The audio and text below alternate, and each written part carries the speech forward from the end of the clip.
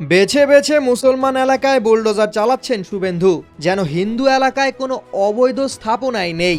নির্বাচনের আগে অবৈধ স্থাপনা উচ্ছেদে জিরো টলারেন্স নীতির প্রতিশ্রুতি দিয়েছিলেন শুভেন্দু অধিকারী। 12ই মে তিলজলার জি.জে. খান রোডে একটি অবৈধ চামড়ার কারখানায় ভয়াবহ অগ্নিকাণ্ডে রজত আলী মোল্লা ও মোহাম্মদ হাসানুর জামান নামের দুই হতভাগ্য শ্রমিকের মর্মান্তিক মৃত্যুর পর সেই অ্যাকশন মোডে দেখা গেল পশ্চিমবঙ্গের এই নতুন মুখ্যমন্ত্রীর কড়া নির্দেশে ভবনটির বিদ্যুৎ ও পানির সংযোগ বিচ্ছিন্ন করে বুধবার রাতেই সেখানে বুলডোজার চালিয়ে গুঁড়িয়ে দেওয়া হয়েছে কারখানাটি। গ্রেপ্তার করা হয়েছে ওই কারখানার দুই মালিককেও।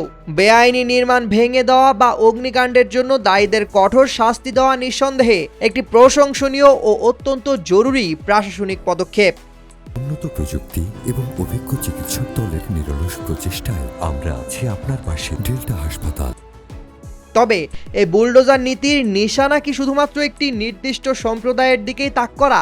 সংবাদ সম্মেলনে মুখ্যমন্ত্রী শুভেন্দু কসবা, তিলজলা, মমিনপুর ও ইকবালপুরের মতো সুনির্দিষ্ট সংখ্যালঘু অধ্যুষিত এলাকার নাম স্পষ্টভাবে উল্লেখ করে সেখানকার কারখানাগুলোর অডিট ও উচ্ছেদের নির্দেশ দিয়েছেন। বিশ্লেষকরা প্রশ্ন তুলছেন, অথচ গোটা কলকাতা ও এর আশেপাশের বিভিন্ন হিন্দু অধ্যুষিত এলাকাগুলোতে বছরের পর বছর ধরে ব্যাঙের ছাতার মতো গড়ে ওঠা হাজার হাজার অবৈধ বহুতল বা বেআইনি কারখানা নিয়ে প্রশাসনের এই অদ্ভুত নীরবতা কেন? সংশ্লিষ্টরা বলছেন, নাগরিক নিরাপত্তার স্বার্থে অবৈধ স্থাপনা উচ্ছেদে প্রশাসনের কঠোর অবস্থান নিঃসন্দেহে সমর্থনযোগ্য। পশ্চিমবঙ্গের মন্ত্রী অগ্নিমিত্রা পলের ভাষ্য অনুযায়ী আইনি বৈধতা বা সংশোধনের সুযোগ না থাকলে বেআইনি নির্মাণ ভাঙা পড়বে। বিশ্লেষকরা বলছেন, এই প্রক্রিয়ার সঙ্গে দ্বিমত পোষণের কোনো আইন সুযোগ নেই। তিলজলার কারখানায় ন্যূনতম অগ্নি নির্বাপন ব্যবস্থা বা সিঁড়ি না থাকার কারণেই দুই শ্রমিককে মর্মান্তিক পরিণতি বরণ করতে হয়েছে, যা এ ধরনের প্রশাসনিক পদক্ষেপের যৌক্তিকতা প্রমাণ করে। তবে আইনের শাসন যখন একপাক্ষিক রূপ নেয় এবং উচ্ছেদ অভিযানের বুলডোজার কেবল নির্দিষ্ট মুসলিম অধ্যুষিত এলাকাগুলোতেই বেছে বেছে আঘাত হানে, তখন তা নিছক প্রশাসনিক পদক্ষেপ থাকে না, বরং নগ্ন রাজনৈতিক প্রতিহিংসায় পরিণত হয়।